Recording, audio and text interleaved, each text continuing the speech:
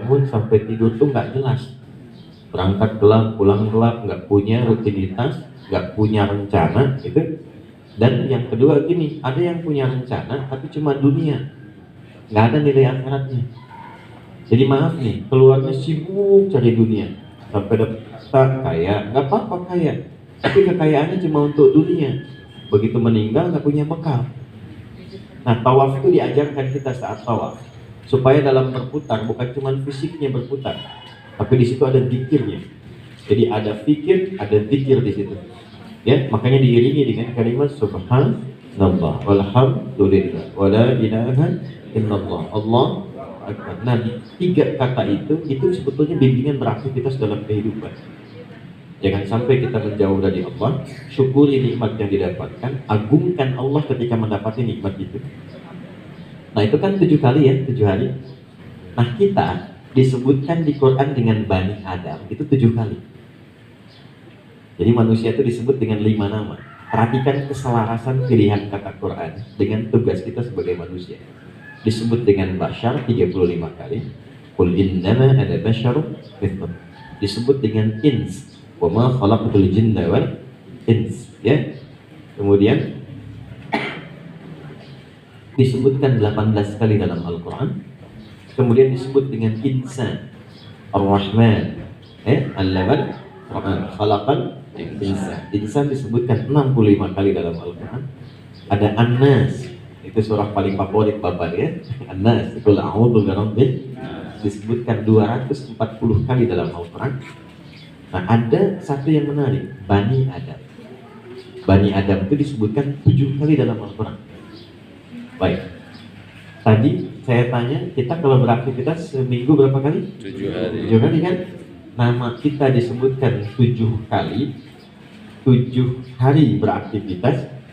Dalam beraktivitas itu jangan sekedar aktivitas biasa, tapi anak cucu Adam itu disifati punya perbedaan oleh Allah.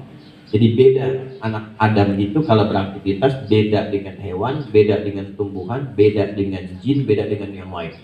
Begitu dia mau memulai aktivitas, sifat pertama yang disematkan oleh Quran itu sifat karim. Walaqad karramna bani Adam. Jadi standarnya cucu Adam itu kata Allah kalau beraktivitas di dunia itu harus membawa sifat karim. Apa karim itu? Karim itu dari kata karuma yakram. Karuma itu sesuatu yang bila dikerjakan tampak kemuliaannya. Bahasa simpelnya begini, selalu menjaga kebaikan saat beraktivitas. Jadi berpikir karim itu baik. Kalau misalnya hanya melihat yang baik-baik, itu karim namanya. Kalau mendengar yang baik-baik. Jadi kalau di sini disebut ma'hadnya ma'had misalnya Karim, Al-Karim memberi kesan bahwa semua yang berada di sini akan dididik menjadi pribadi yang baik sebelum dia beraktivitas keluar dari sini. Jadi jangan sampai nanti ada santri Al-Karim, pengurus di Al-Karim, ustadz di Al-Karim, ketika berkata yang kurang baik misalnya. Nah, itu bukan karim namanya. Kalau mendengar yang tidak baik, bukan karim namanya. Dan justru orang banyak masuk Islam di era Nabi bukan karena kata-katanya, tapi ternyata karena sifat karimnya. Ada orang mencela, dibalas dengan senyuman. Ada orang butuh sesuatu, diberikan apa yang mampu, diberikan dengan cara yang baik. Nah, sekarang itu yang kita butuhkan. Orang pintar banyak, orang baik kurang sekarang. Coba silakan, yang pintar banyak, yang baik yang kurang. Maka dari sini, hal pertama ketika disebutkan ini pesantren Al-Karim. Artinya apa? Yang pertama yang kita mesti siapkan, tekad ketika masuk ke sini, kita bertekad akan menjadi orang baik dalam pandangan Allah Subhanahu wa Ta'ala. Di pintu gerbang itu pintu gerbang kebaikan. Sudah ada komitmen. Kalau bisa tuh, Ustaz Asep begitu masuk sudah ada Quran dituliskan tuh walaqad karramna bani Adam. Ya. Yang kedua Pak, walaqad karramna bani Adam wa hamalnahum fil barri wal bahr. Lalu setelah menjadi baik ini kata Allah, silahkan menyebar merantau kemanapun. Kalau perlu jangan di daratan saja, silahkan ada yang menyebar beraktivitas di lautan. daratan, lautan, di udara. Maksudnya apa? Alumni Al-Karim ini silahkan menyebar, punya cita-cita yang luas. Tadi kan jadi dai, ya, kemudian jadi ahli Quran. Jadi dai ahli Quran di era Nabi itu nggak semuanya jadi ustaz. Ali bin Abi Thalib jadi pengajar, Amr bin As jadi diplomat sampai jadi gubernur, ya kan? Umar bin Khattab jadi presiden, kemudian Khalid bin Walid jadi panglima, ada yang jadi dokter, ada yang jadi perawat, ya silahkan. Jadi bikin kurikulum di sini, didik dengan Qurannya, didik dengan hadisnya, didik dengan fikihnya, tapi tanamkan cita-cita pada diri kita mesti jadi sesuatu ke depan ini. Silahkan beraktivitas. Ada yang mau jadi tentara di laut, boleh nanti silahkan. Ya, ada yang mau jadi peneliti, ya di bidang misalnya ekologi kelautan, boleh. Ada yang mau jadi astronot, boleh. Ya, tapi saat yang bersamaan astronot yang ahli Quran, dokter yang ahli Quran. Maka alumni di Al-Karim ini diharapkan ke depan dia bisa menyebar, memberikan sebuah di masyarakat, saat yang bersamaan dia menjadi pribadi yang baik. Nah, kalau ingin menciptakan seperti itu, apa yang pertama harus diberikan? Wa razaqnahum minat thayyibat. Jangan sampai di pesantren ini ada yang diberikan pada anak-anak kecuali semuanya itu baik. Karena thayyib itu terkait dengan konsumsi fisik, Ustaz. Makanan, pakaian, gitu ya. Kalau ditanya sama orang Arab, kaifa haluk, apa kabar? Kita menjawab, alhamdulillah ana thayyib. Thayyib itu berarti badannya sehat, fisiknya bagus.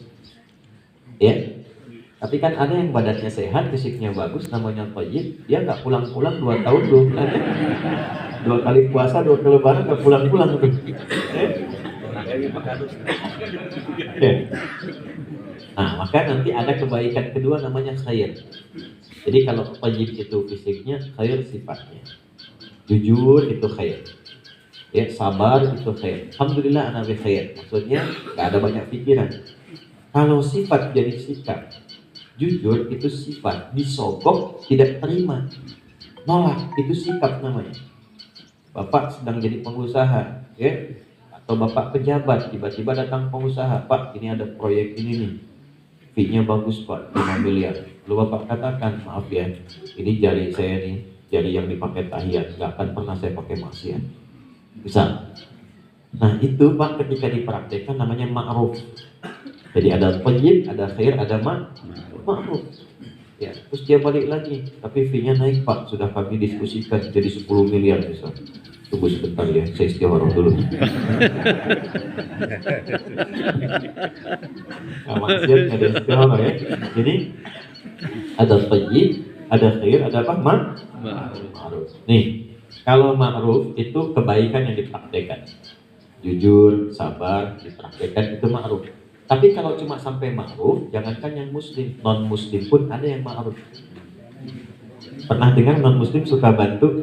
Sering. Ada ya? Ada non muslim kasih sembako? Ada non muslim bangun jalan? Ada. Nah, perbuatan ma'ruf itu bisa dikerjakan termasuk oleh yang non muslim. Bedanya apa dengan orang Islam? Dia meniatkan kebaikannya dilakukan karena Allah. Ketika perbuatan baik dikerjakan karena Allah, berubah namanya dari ma'ruf jadi yang keempat, ihsan namanya. Hadis Muslim, hadis yang ke-8. Ihsan an ta'budallaha ka'annaka tarahu fa in lam takun tarahu fa innahu yarah. Engkau menjadikan kebaikanmu sebagai ibadah karena Allah. Nah, Ibu kalau cuma bangun-bangunan di luar juga banyak. Tapi bagaimana kita membangun itu diniatkan karena Allah. Itulah ihsan. Kalau kita selama ini merasa kebaikannya kurang karena Allah, ingin dirubah, dikeluarkan yang jeleknya, ditampakkan yang baiknya, maka berubah jadi yang kelima, namanya birrun. Kalau melekat pada diri kita disebut dengan mabrurun. Karena itu ada haji mabrur, haji yang melatih diri kita menjadi pribadi yang baik. Yang kurang baiknya tinggal, yang baiknya dibawa sampai pulang. Itulah 5 yang terdapat dalam Al-Quran. Kalau ini santri-santri yang belajar, ingin menjadi santri yang hebat, yang baik, apalagi menjadi ahli Quran, syarat pertama harus dipastikan apa yang dimakan, apa yang dipakai, kata Quran itu mesti bersumber dari yang baik. Ini saya mohon maaf termasuk orang tua, kalau menitipkan di sini diberikan bekal-bekal, jangan pernah bawa dari yang haram. Itu tidak akan mempercepat anak-anak itu mendapatkan pelajaran yang baik. Adik-adik pastikan jangan sampai makan yang haram, jangan sampai menggunakan perangkat hidup yang haram. Karena itu menjadi bagian yang akan memperlambat adik-adik untuk mendapatkan ilmu dari Allah Subhanahu wa Ta'ala. Kata Imam Waqi kepada Imam Syafi'i ketika mengadu Imam Syafi'i tentang buruknya hafalan. Syakautu waqi'an an su'i hafdhi fa nasahani an atrukal ma'asi fa qala al-ilmu nurun wa nurullahi la yunzalu ilal 'asi. Paham? Tidak. Imam Syafi'i itu merasa ini hafalannya kurang bagus hari ini. Kurang bagus Imam Syafi'i barangkali mungkin beda titik koma lah, ya kan? Jadi kalau Imam Syafi'i kan hafal di dalam kepala, kalau kita kan hafal di luar kepala, ya masih di luar belum hafal gitu ya. Nah Imam Syafi'i itu satu kali gini, saya hafal nih kok yang ini titik ini koma, kurang lebih begitu.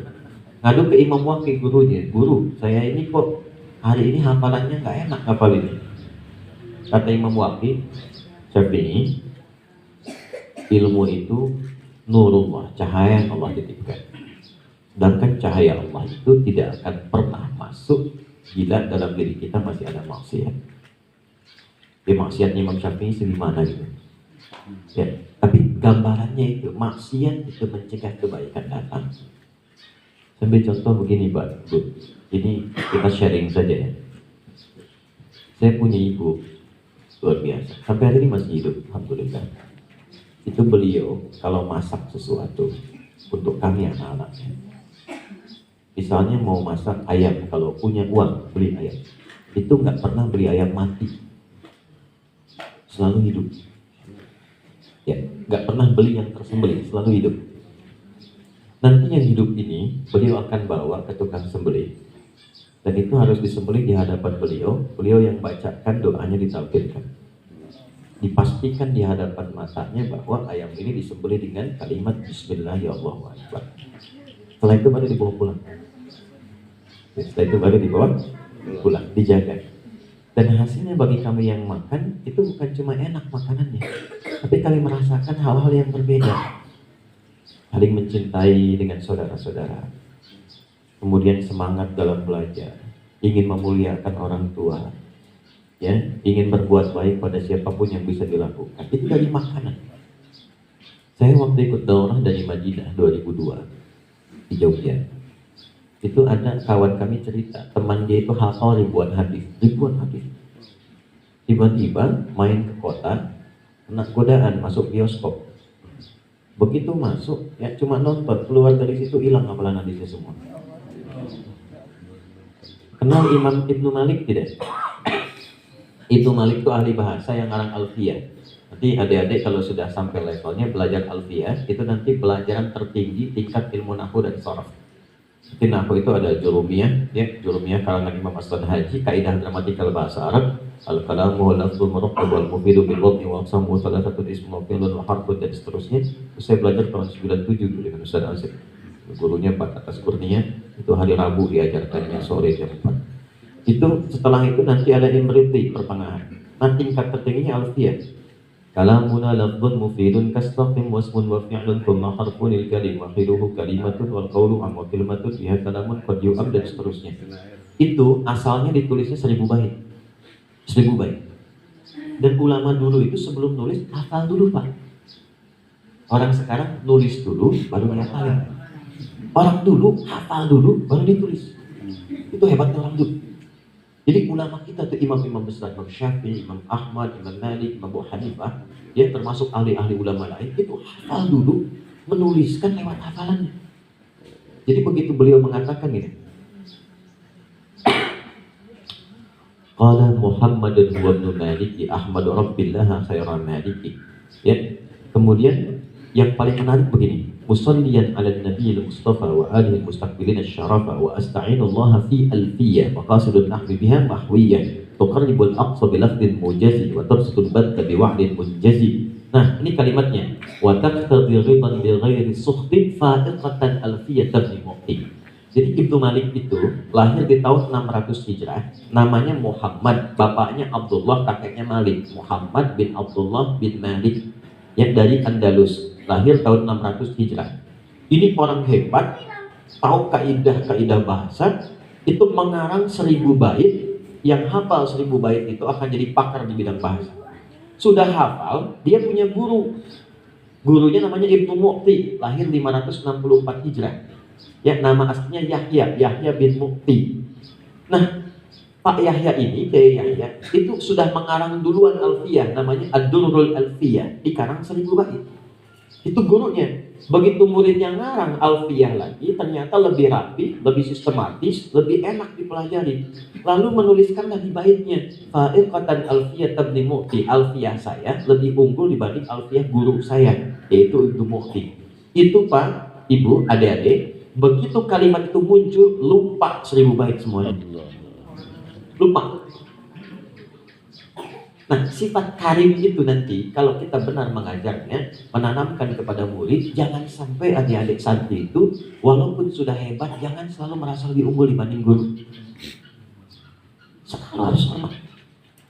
Saya sampai sekarang, walaupun ada yang pernah mengajarkan ikrar pertama kali, itu saya selalu cium tangannya. Laulahu, kalau bukan karena beliau mengajarkan, huruf pertama saya menulis, tidak akan pernah saya mendapatkan paragraf dan kitab yang bisa kita baca. Itu hilang. Nah, ketika hilang itu, mimpi ketemu gurunya.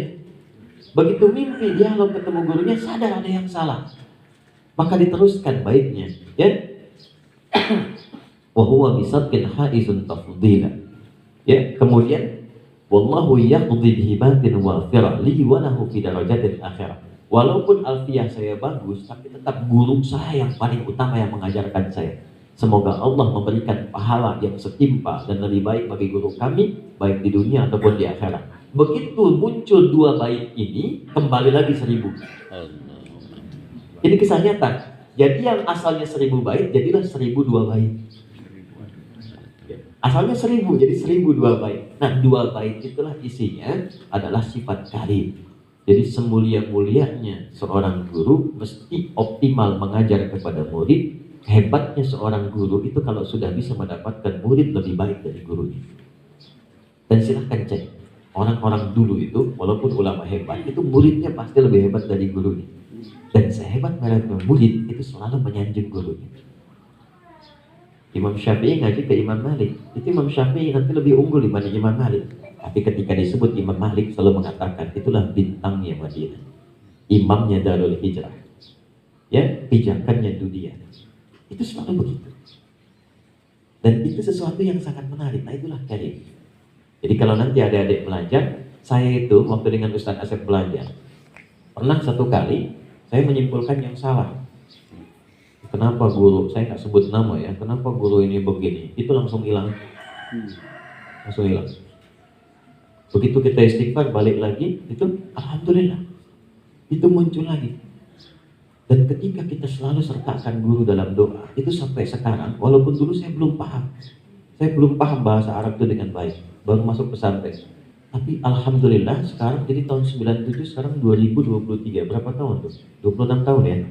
26 tahun itu Pak, kitabnya saya masih ingat, belajarnya di mana, kapan, hari apa, kitabnya apa, berapa jumlah halamannya, sampai permulaannya. Padahal belum hafal. Dulu saya belajar tajwid misalnya, kitabnya Hidayatul Mustabid fi Ilmi Tajwid, sama persis di hari Rabu dan Tian, karena itu yang ngajar Ustaz Atas Kurnia. Saya menghafal itu yang pertama di teras rumah Pak Kiai Miskun. Itu sampai sekarang, mau lupa susah. Sampai isi kitabnya masih hafal. At-tajwid lughatan al-isyanu bil jayyid wa istilahan ilmun ya'rafu bi aqam mustaqam bi sifat wal mudud wa ghairi dhalika kat tarfiq wa tafhim wa nahwihima. Ma ghayatu ilmi at-tajwid wa ghayatu bulughun nihayat fi itqan al-Qur'an alamatul qiyam al-hadd an-nabawiyyah as-sahiyyah wa qila ghayatu usul lisan al-khata'i fi kitabillah ta'ala. Masih ada. Apapun itu, termasuk guru-guru kami yang mengajarkan bekal-bekal untuk teori, bisa. Saya termasuk yang nggak senang musik, ya. Dan gak cocok musik dengan Quran, itu gak sama gelombangnya. Kalau sudah Quran, ya sebaliknya jauhi musik kalau sedang di Quran, karena gak sama gelombangnya. Nah, walaupun hukumnya kita harus objektif, ada yang haram, ada yang halal, ada yang halal dengan catatan, banyak sekali hadisnya. Tapi untuk merumuskan itu mesti riset. Saya tuh sampai belajar Itu guru kami yang pertama mengajar tentang teori musik. Saya sampai hafal, masih sampai sekarang. C D F G A B C G B C D F G D F G A B C D F G D F G A F G A B C D A B C D F G A B C D F G A B C D siapa? Jadi dari situ kita bisa mendalami, oh ini kesini hukumnya, ini kesini hukumnya. Nanti masuk ke teori namanya bahar di ilmu arut untuk belajar syair, untuk membedakan mana Quran, mana syair. Apakah Quran boleh nggak dipakai langgam syair? Apakah boleh baca Quran pakai langgam Jawa atau langgam Lampung misalnya? Itu mesti ada riset. Dulu sudah ada, musik syair itu sudah ada. Misalnya ada bahar tawilun lahudun al-bukhari fadailu, fa'ulun mafa'ilun, fa'ulun mafa'ilun. Ifanam min dzikra habibin wa manzili bisaqili wa bayna dakhuli fahawbali. Mustaqilun mustaqilun mustaqilun mustaqilun mustaqilun mustaqilun. Sautu safiril bulbuli hayya qalbit tamili al-ma'u wa zahru ma'a ma zahru lahdil muqali. Fa anta ya sayyidani wa sayyidi wa mawlani fakam tajmudil ghazailun uqayqali. فقبضه من وزنه وفي هذا الرجل فقال لا لا لا فقد بدا مهرولي والولد ولي وين لي فقلت لا تولي فبين اللؤلؤ علي قالت له هنا كذا ان الرجل المقال كهذا تخيلني تطبطب لي. Coba ulangi itu. Yang gampang tuh ini, yang gampang mufa'alatun fa'ilatun ala'al badru ala'ina min thani ya ilwada. Nah itu ada iramatnya, namanya irama madid. Tapi kan Anda belum pernah dengar ada sahabat Abu Bakar misalnya baca surat Ad-Duha pakai irama madid. Wadduha wal laili idza saja. Ada bubar jemaah. Beda kan ya? Nah, jadi di situ disimpulkan Quran itu punya irama sendiri namanya tajwid. Kalau benar ngajinya, maka akan keluar suara ciri khas sesuai dengan orang. Itu dasarnya Quran. Jadi gelombang suara kita akan keluar sesuai dengan karakter orang. Itu cuma Quran. Makanya nggak usah dipaksa-paksa baca Quran pakai langgam Jawa, langgam Sunda, langgam Lampung. Itu nggak akan enak kedengarannya, Pak. Benar nggak akan enak. Ustaz Acep ngimamin karena dari Garut pakai irama misalnya Fatihah Manuk Dadali. Iya karena wudu wa iya karena stalin kebuban. Pindah Alexander. Nah, yang mau saya katakan sifat-sifat tadi adik-adik itu hanya bisa dapat satu. Kalau belajar nanti jaga sifat kalian. Muliakan guru, muliakan orang tua. Selalu kalau mau belajar doa untuk guru supaya disehatkan, supaya baik. Itu tipsnya Imam Nawawi. Imam Nawawi itu kalau mau ngajar doanya sama Allah begini, ya Allah jangan tampakkan keburukan guru kepada saya sehingga saya cuma dapat yang baik-baiknya saja dan tidak menyebarkan aib dari guru. Itu salah satu amalan Syekh Nawawi Al-Battani. Dia dari Banten, dari Tanah. Punya 3 murid. 3 murid ini salah yang paling utama. Banyak murid. 3 murid utamanya dari Nusantara, Indonesia, nanti terkenal semua. 1, Muhammad Darwish, yang kelak dikenal dengan Kiai Haji Ahmad Dahlan, yang mendirikan Muhammadiyah, itu tanggal 18 November 1912. 2, Hadratus Syekh Muhammad Hashim bin Asy'ari, yang mendirikan Nahdlatul Ulama 31 Januari 1926. Yang ketiga, Buya Asnawi dari Caringin. Itu ya. Buya Asnawi dari Caringin. 3 ulama besar itu, pulang-pulang itu sahabatan itu. Bersahabat dari sejak di sana pulang dan mendirikan tuh kompak dua-duanya. Dan itu kalau jalur nasabnya Kiai Haji Ahmad Dahlan dengan Hadratus Syekh Muhammad Hashim bin Asy'ari itu ketemu di satu nasab nanti. Ya, kalau Kiai Haji Muhammad Hashim bin Asy'ari Hadratus Syekh itu nasabnya ke Wali Songo, nyambung ke Rasulullahnya. Kalau Kiai Haji Ahmad Dahlan itu jalur Habaib Sayyid. Ya, Kiai Haji Ahmad Dahlan bin Kiai Haji Abu Bakar bin Kiai Sulaiman bin Kiai Ilyas bin Demang Jurang Juruk Sapisan bin Demang Jurang Juruk Kapindo bin Kiai Gerbek ke atasnya nanti nyambung ya ke Ali Zainal Abidin anaknya anaknya Al Husain adiknya Al Hasan anaknya Ali bin Abi Thalib suami Fatimah Az-Zahra radhiyallahu ta'ala anha. Kemudian Syekh Muhammad Hashim bin Asy'ari bin Abdul Wahid bin Abdul Halim. Abdul Halim dikenal dengan Pangeran Benawa atau Sultan Hadiwijaya, dikenal dengan Joko Tingkir bin Abdullah bin Abdul Aziz bin Abdul Rahman. Awal dikenal dengan Maulana Ishaq atau dikenal dengan Walid Adil Ainul Yaqin Maulana Ishaq. Nyambung ke atas sampai nanti ke Aswad Khan sampai ke Ali Zainal Abidin. Ya. Al Hasan anaknya Ali bin Abi Thalib suami Fatimah Az-Zahra. ya radhiyallahu taala anhum jami'an bintu Muhammad sallallahu alaihi wasallam bin Abdul Syekh bin Abdul Manaf bin Qusay bin Fihir bin Malik bin Nadar bin Kinanah bin Khuzaimah bin Mudrikah bin Ilyas bin Nizar bin Mudar bin Ma'ad bin Adnan bin Abdi bin Adli bin Muqawwam bin Nahur bin Tarikh bin Ya'rub bin Yasjub bin Nahid bin Ismail alaihissalam bin Ibrahim alaihissalam bin Azar atau bin Nahur bin Abil bin Kinan bin Fahsyad bin Sam bin Nuh alaihissalam bin Mihlail bin Matusyalah bin Kinan bin Adwas bin Tis bin Adam alaihissalam. Nah, itu baik tokoh kita yang di Nahdlatul Ulama, yang di Muhammadiyah bersaudara, nasab keduanya tersambung sampai ke Nabi Adam alaihissalam. Dan yang paling hebat, keduanya itu ngaji dengan sifat karim dan thayyiban. Kalau itu dipraktekkan, Bapak masyarakat ke sini ngaji juga, kemudian membawa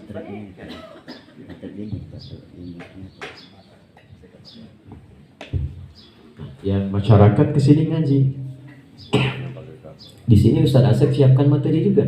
Santrinya baik, masyarakatnya baik, silaturahimnya baik, kata-katanya baik, kompaknya baik. Kemudian kita praktekkan dalam kehidupan. Harta yang didapatkan baik. Kata Allah, wa faddalnahum 'ala katsirin mimman khalaqna tafdila. Kalau orang hidup selama hidupnya membawa sifat karim dan menjaga yang baik-baik, maka saya akan muliakan kehidupannya dari semua hamba yang pernah saya ciptakan. Orang baik itu pasti akan dimuliakan. Cukup jadi orang baik sesuai dengan apa yang Allah tetapkan, pasti Allah akan viralkan itu semua langit dan bumi kebaikan.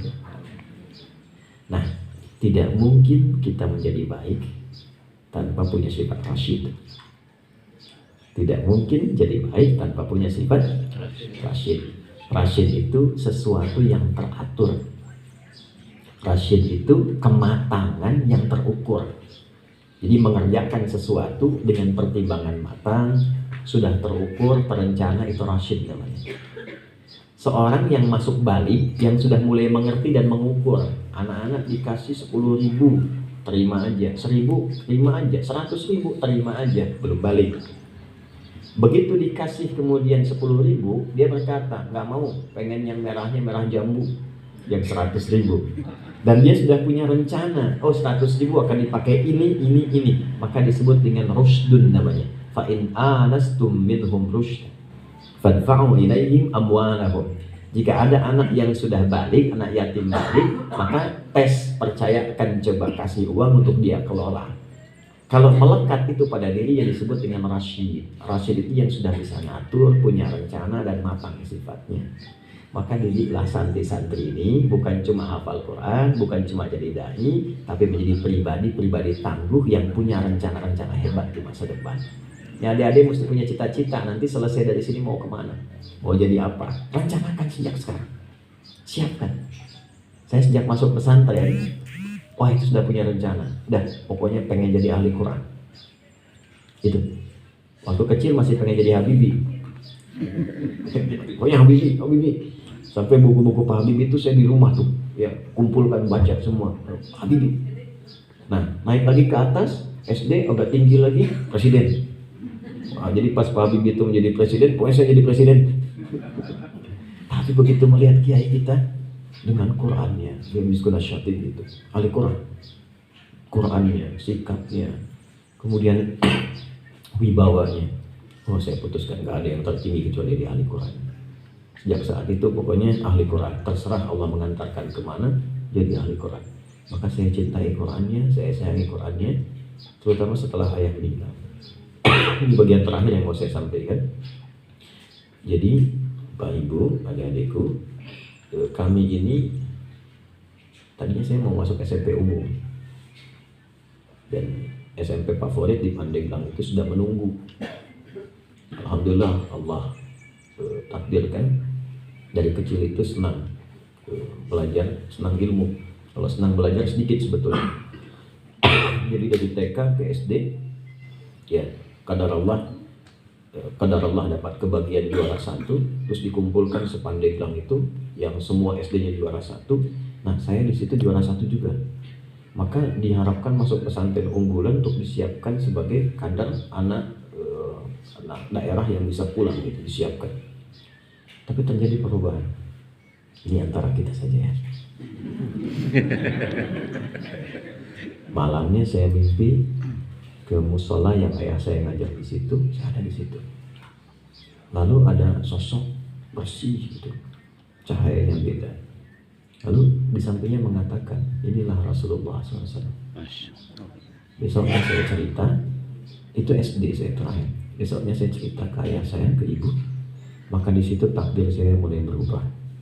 Diputuskanlah anak kita masuk pesantren. Masuklah pesantren. Nah, saat akan berangkat, ayah saya sakit. Jadi rumah sakit, diserang di RSUD. Saya masih belum paham banyak. Dibawa kemudian oleh ibu kami, ayah saya menangis. Hanya memeluk saja, minta maaf, nggak bisa ngantar ke pesantren. Nangis. Kemudian saya peluk, balas pelukannya, cium tangan, pamit. Lalu dokter berkata, saya masih ingat, ini mungkin Bu ya, sepekan 2 pekan. Saya nggak paham. Setelah 2 pekan di pesantren, saya dipanggil. Paruhan dulu, pembimbing kita itu. Manggil dari kantor di depan, Adi Hidayat ke depan katanya kan. Kita datang, ternyata sudah ada kakak. Nah, Adi harus pulang sekarang. Saya tanya sama kakak saya, gimana kabarnya Pak? Kata kakak, diem, nggak jawab. Ya sudah, kita pulang. Sampai di Bandung, paman kami, adiknya ibu menyampaikan, mungkin sudah nggak sempat lihat lagi. Mungkin ketika sampai Pandeglang sudah dikuburkan. Saya baru tahu di Bandung kalau ayah saya sudah meninggal. Kemudian kita pulang pakai bis. Ternyata nyampe rumah, betul Pak dan maghrib sudah dikuburkan. Saya cuma mendapati ibu di ruang tengah. Saya datang, itu saya nggak nangis sama sekali, saya tahan semua untuk membahagiakan ibu. Saya peluk ibu saya temani tidur. Dan itu terakhir saya melihat ayah saya di mimpi. Pakai baju kemeja warna biru langit, senyum, dadah gitu. Kemudian beliau sudah selesai. Saya bangun, saya masuk kamarnya besoknya, saya lihat. Nah, di situ saya lihat peninggalan kitab-kitab macam-macam, tapi tertuju pandangan saya ke satu mushaf. Mushaf warna biru juga. Umar Bakri itu dulu yang ini tulis terjemahan dan tafsir ringkasnya. Saya bawa mushafnya. Saya duduk di ruang tengah, di depan kamar. Saya ingat lagi bagaimana ayah bercanda, ayah sayang dan sebagainya. Saya bawa itu. Saya duduk di kursi tengah, saya menghadap ke kiblat. Saya katakan, ya Allah, saya tidak punya kesempatan lagi membahagiakan dan berbakti pada ayah saya dalam hidupnya. Maka berikan saya kemampuan dan kesempatan untuk menghafal Quran ini dan jadikan setiap hurufnya mengalir jadi cahaya untuk menerangi kesendirian ayah saya di sana dan membahagiakan ibu saya dalam hidupnya. Lalu saya baca itu Pak, dan sadar atau nggak sadar saya baca sampai saya menangis itu. Niatnya itu. Ternyata setelah saya berhenti agak banyak. Air mata saya hapus, saya tutup. Itu yang saya baca sampai di titik terakhir itu nggak keluar lagi. Dari situ saya hafal sampai ayatnya, sampai letaknya, sampai terjemahannya, macam-macam dari situ. Pulanglah kemudian ke pesantren. Dulu Pak Supardi masih yang mengetes hafalan itu. Itu dites maju ke depan, padahal yang dicek Al-Baqarah cuma 10 ayat. Itu saya tuh nggak bisa berhenti lisan, nggak tahu, terus langsung bacakan terus sampai 40 ayat. Beliau katakan berhenti, udah cukup. Ini Bapak keluar kasih nilainya, kamu yang nilai teman-teman. Itu yang mau saya katakan. Kalau kita niatkan belajar dengan baik, lillah, memuliakan orang tua dan memulai dengan Quran, berkahnya banyak. Berkahnya banyak. Karena adik-adik akan disiapkan jadi dai dan ahli Quran. Bagaimana cara berinteraksi dengan Quran? Ikhlaskan niat. Dan juga jadikan salah satu motivasinya untuk membahagiakan kedua orang tua. Dan memuliakan guru-guru. Yang paling hebat. Tiba-tiba ujian, saya nggak ikut satu pelajaran. Namanya pelajaran olahraga waktu itu. Gurunya namanya Pak Gumbira. Dan gembira terus orangnya. Yang lain saya ikut, itu nggak ikut Pak. Jadi beliau minta maaf sama saya. Katanya, itu adek, Bapak minta maaf. Kenapa Pak? Karena kemarin adek nggak ikut ujian. Jadi nilainya terpaksa 6, yang lain 8. Nggak ikut. Baik beliau itu nyuci aja dianggap olahraga sama beliau. Jadi kalau kita tuh Pak, ada cucian, udah cuci aja itu olahraga, dapat nilai juga itu. Wah, saking gembiranya itu kayaknya manusia paling damai di muka bumi itu beliau. Saya bilang, Pak, saya minta maaf kemarin gak ikut karena ayah saya meninggal. Oh begitu, Bapak turut berduka cita, dan dengan duka cita Bapak jadikan 6 jadi 8 gitu. Nah, terakhir, ini saya nasib karena mau jadi dai itu harus tangguh, dilatih tahajud. Ya, ahli Quran itu salah satu sifatnya rajin tahajud. Ahli Quran, karena di Quran itu disandingkan tahajud dengan kegiatan Quran. Faqra'u ma tayassara minal Quran. Quran surah itu berapa? 73, tafsir di ayat yang ke-20. Bangun malam, murojaahnya itu dalam tahajud. Kalau dibiasakan, nanti akan membantu percepatan pengetahuan. Saya sudah praktekkan itu saat di pesantren, dan saya nggak pernah kasih tahu Ustaz Asep.